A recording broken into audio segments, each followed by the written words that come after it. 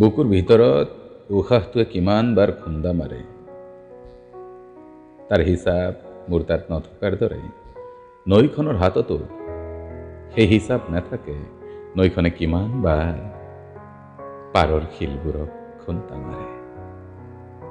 তোমাৰ মৰমবোৰ নিস্বাৰ্থ ভাল পোৱা বিলোৱাৰ বাবে সপোনবোৰ সেউজীয়া হৈ থাকিবলৈ হ'লে তোমাৰ উশাহবোৰৰ দৰে হিচাপ নাৰাখিবা।